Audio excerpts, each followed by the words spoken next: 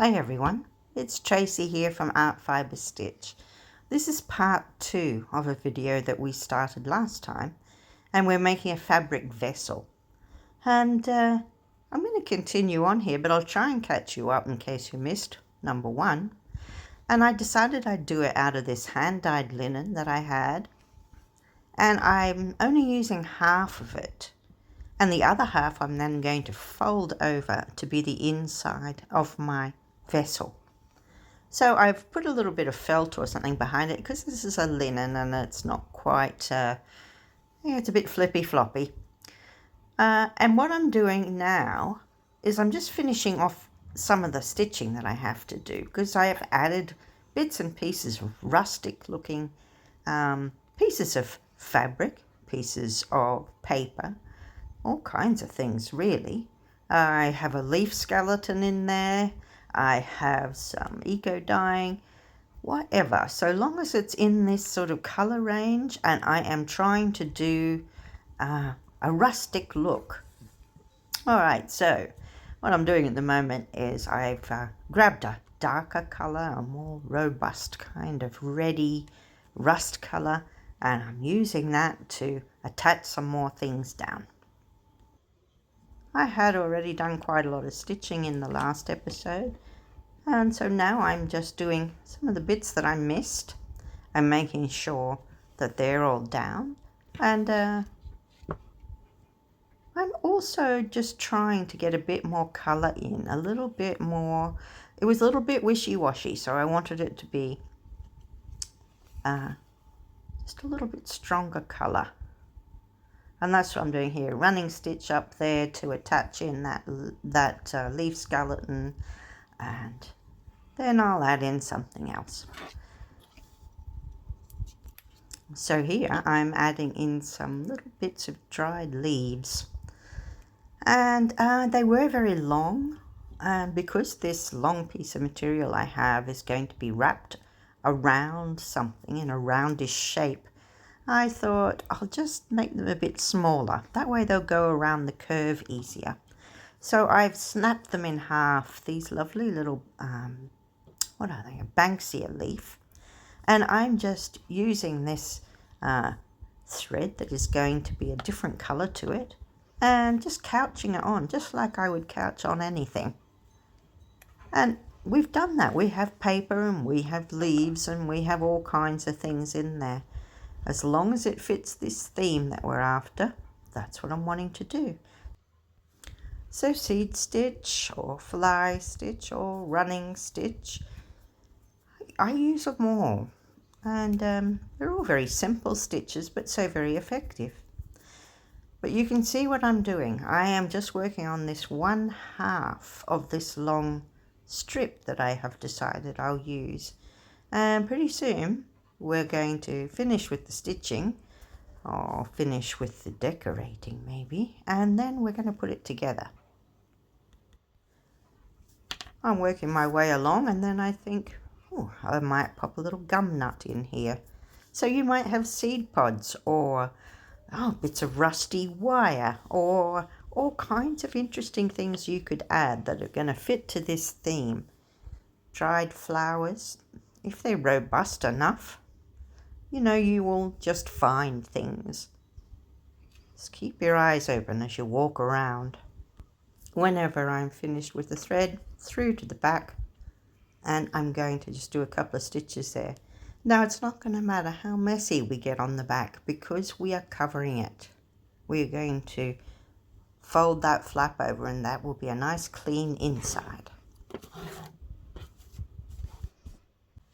Okay, let's get on with figuring out how we make this 3-dimensional object.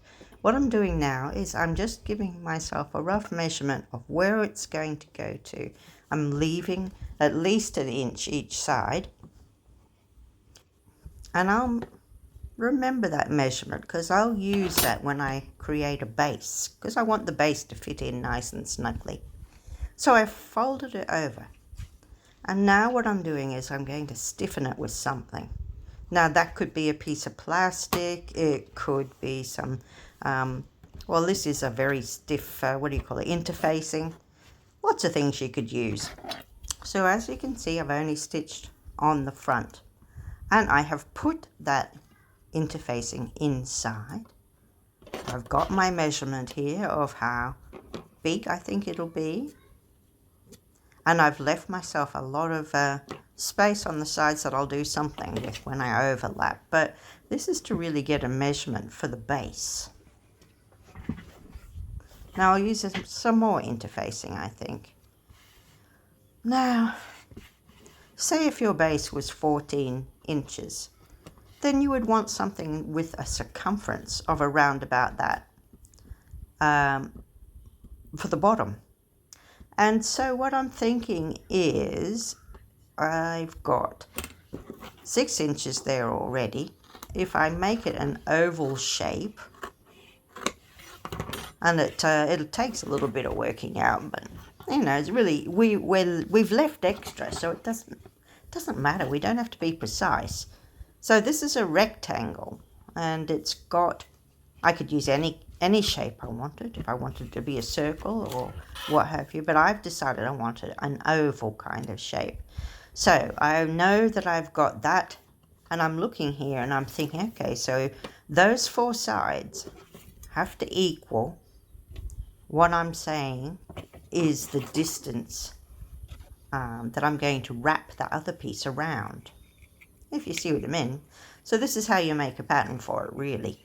And I'm just going to round my edges off here because I know that's close enough. And then we'll cover it with material. So I'll show you how it goes. It'll be like that. I've got lots of extra there, and I can either cut it back or I can fold it over. But that's where I want my base. So I've got my interfacing inside here, and I'm going to wrap this so that it's nice on both sides. And what I'm going to do is I'm going to fold that edge over, and I'm going to just pin it or stitch it through. Pin it to start with probably, and to hold it nice and firm. Here we go, pin first. Now we've got that semi ready, so we're just going to look at this base. I'm going to cover it with the same hand-dyed linen that I used, and I'm going to use a piece front and back. Now I'm giving myself a good ½ an inch or so or more around it, and I've cut it out larger than that. Now I'm just experimenting, and I've decided I'm going to try and tuck those edges in. So I'm just going to fold them under and up to the edge of this base, and I'll pin it to hold it. I've decided to just use the one piece to start with to get this on nice and flat, and once it's done I'll grab my other piece of material that I've already cut out to do the other side. So we'll turn it over now to show you what I mean. See, I'm just pushing that over, folding it over, and using that running stitch to hold it down. Then when I grab the other one, you can see here now I am folding that edge under as well, because I want this to be quite neat. You don't have to, but it just seemed easier to do it this way. So I'll fold it under as I go, and I'm just going to run around it like that with a stitch, so that it's then got fabric both sides, nice and stiff, ready for me to pop in. There we are. Now let's have a look at this. See, now that's going to be nice and stiff, and we're going to attach it to that. See, around like that, and we've done it right. We know we've got excess, that's fine. We purposely haven't done any stitching there. Now, how would we attach that? Well, we'll have a go. I think I'll just fold those edges inside each other so that it's nice and neat, and I'll start to decide where I'm starting. I'll start about there. Okay, So we'll get some thread. Now I'm just going to do an initial couple of stitches to hold it together so that it's not going to be hard for me to hang on to. And then I'm going to turn it like this, can you see? And what I'm going to do is I'm going to try and do a blanket stitch all the way around. Okay, now let's have a look at a blanket stitch. I hold the thread out the way. I'm doing the stitch up and into the sides and down through the bottom. And then when I let that thread go, just like the edge of a blanket, it's created a little strong stitch to hold these together. So I'll just do that. And it's all quite neat. I've still got to do that bit at the top there, but you know, that's all right. Let's get this bottom sorted. So I'm just going to work my way all the way around. And then when I get to the other end, that's when we'll have to work out how much excess we've got and how we're going to get that finished off. Can you see how it's neatly coming together? It's going to be quite strong, I think. You can see I've come all the way around now. And we've got a lovely neat finish. Now I still have to attach that top down, that's okay, we can still stitch through that. And here I have to decide what I'm doing. And that's why I wasn't too worried about whether my base was exact or not, because I knew I had extra. So I can fold things over, I can cut some of it off. What will I do? I decide I can lose some of it. I don't want it too bulky. So I take it back a little bit. I've still got plenty to overlap or whatever I want to do. Once again, plenty of ways that I can finish this off, and it'll be up to you what you do. I can fold this edge under and overlap the other. It'll still look pretty neat from the inside.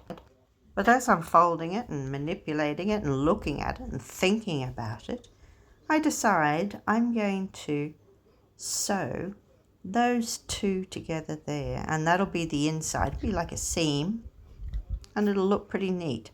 So that's the inside of our container. I've got the right sides together. I'm just going to do a little stitch down there to hold them nice and neatly together,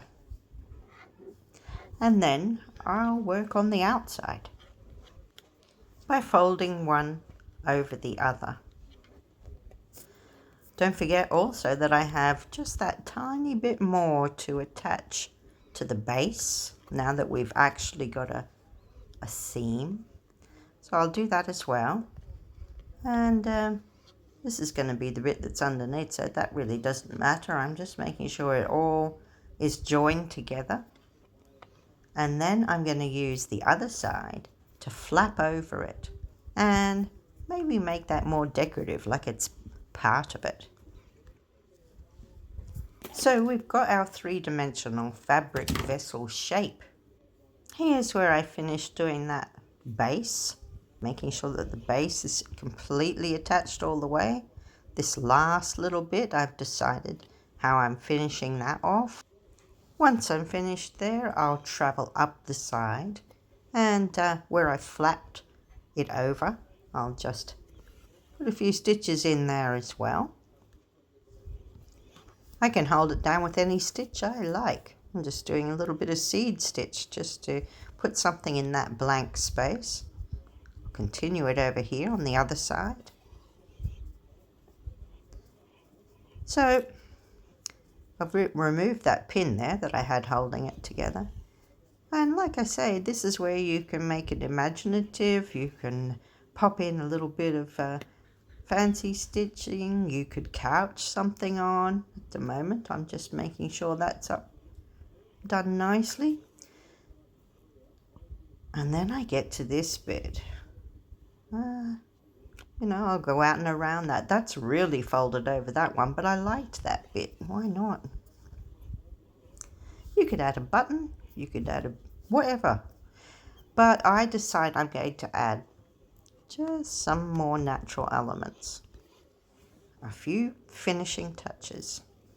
And it also disguises our seam a bit there. So I've picked up a twig and I've picked up a leaf, and I'm just going to couch them down at the same time, and that'll be a feature.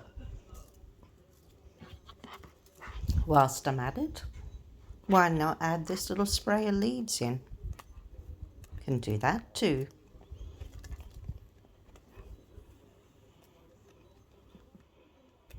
So this is our final lot of stitching, where we can add in whatever bits we want. You can still stitch through it. I'm not stitching all the way through to the back. If there's any bits I haven't gotten down yet, or if I decide I want to add a bit more color or something else to it, I can do that. It's pretty forgiving. Now, I loved this gum nut. I want to add something else there. What have I got here? I've gotten a leaf. Well, I don't know. Would that be good? Maybe. I can try it. I've got one on the other side. Why not? It's because I don't really like this one gum nut. I'm looking and thinking, you know how it's got a hole in the center? I could add something coming out of that. I could make that a focal point. I could roll up some different interesting threads or something and pop them inside that. I could couch something around it.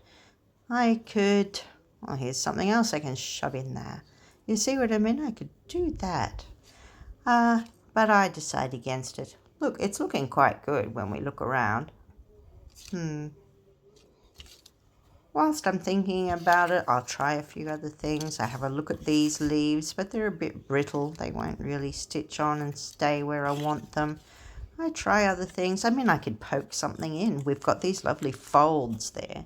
It could change all the time, adding different bits and pieces to it as we wanted. Things that we pick up as we're walking. Plenty of things that we can add. But I do have to get the last of it stitched down. So I'll do that whilst I'm thinking. So I'm making sure that the lining and the front are all folded over and attached, and there's nothing I've forgotten. And in the end, I decide I'd like to see just a little bit more in the gum nuts. So I add a few more, why not? There we are. This is what it looked like in the end. And I was really quite pleased with the way it turned out. It was an interesting concept, a good project to try. And I encourage you to have a go yourself and see what you can come up with. As we look at a few pictures here, we can see how much work we've put into it. And we have managed to do that lovely rustic look. Our inside is really quite neat, and our outside has lots of textural interest.